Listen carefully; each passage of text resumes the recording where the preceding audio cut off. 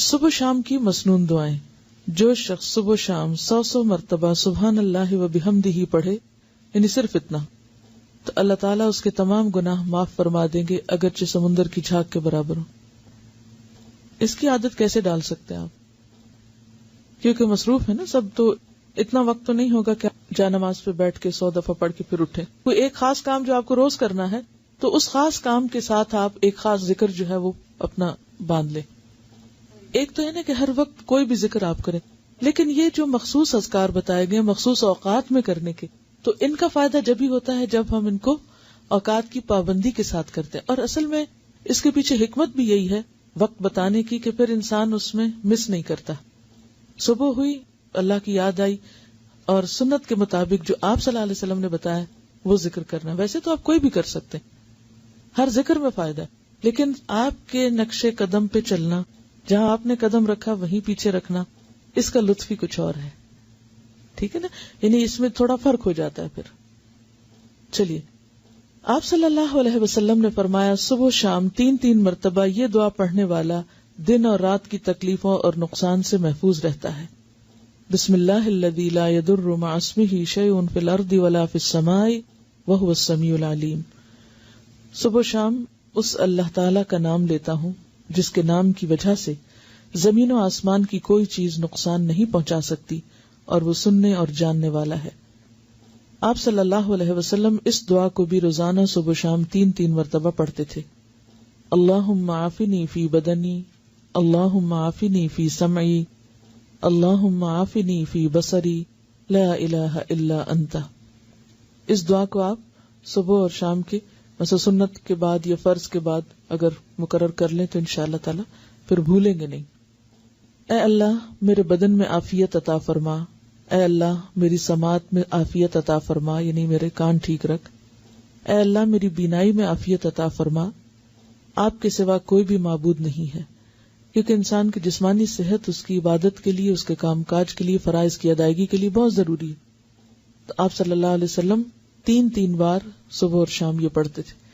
اب ویسے تو آپ ایک بار بھی پڑھ سکتے ہیں، لیکن اصل سنت کیا ہے؟ پھر 3 بار پڑھنا. آپ صلی اللہ علیہ وسلم نے فرمایا کہ جو شخص سورہ اخلاص، سورہ فلق اور سورۃ الناس صبح شام 3 بار پڑھے گا تو وہ ہر قسم کی آفت سے محفوظ رہے گا. ترمذی کی روایت ہے. آپ صلی اللہ علیہ وسلم نے سیدہ فاطمہ رضی اللہ تعالی عنہا کو ہر صبح شام یہ دعا مانگنے کا حکم دیا تھا، یعنی آپ نے اپنی بیٹی کو یہ دعا سکھائی تھی.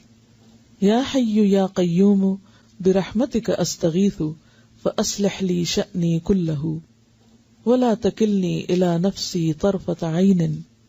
اے ہمیشہ زندہ اور قائم رہنے والے، آپ ہی کی رحمت کا واسطہ دے کر فریاد کرتا ہوں کہ میرے سب کاموں کو درست کر دیں اور مجھے میرے نفس کی طرف پلک جھپکنے کی دیر کے لیے بھی حوالے نہ کریں.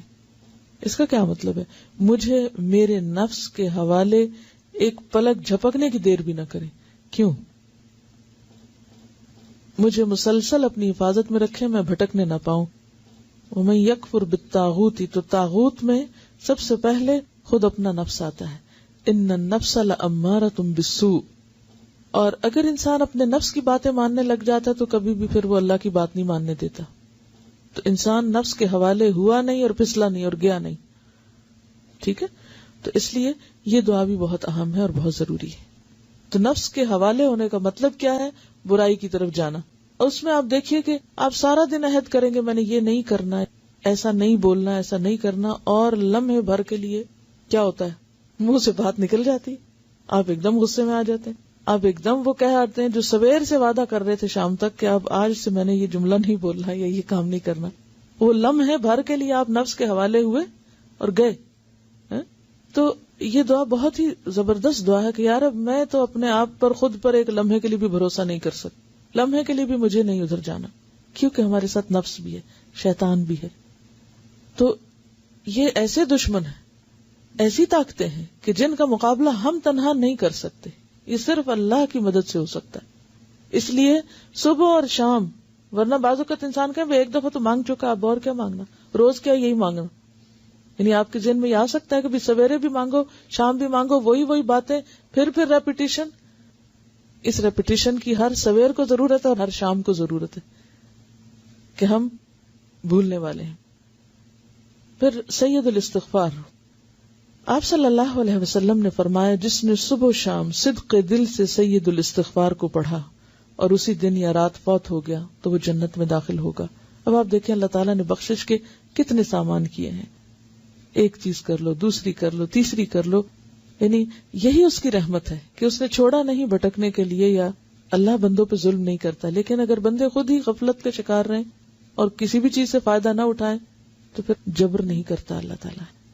سید الاستغفار یہ ہے: اللہم انت ربی لا الہ الا انت خلقتنی وانا عبدک وانا علی عہدک ووعدک ما استطعت اعوذ بک من شر ما صنعت ابوء لک بنعمتک علی وابوء بذنبی فاغفر لی فانہ لا یغفر الذنوب الا انت.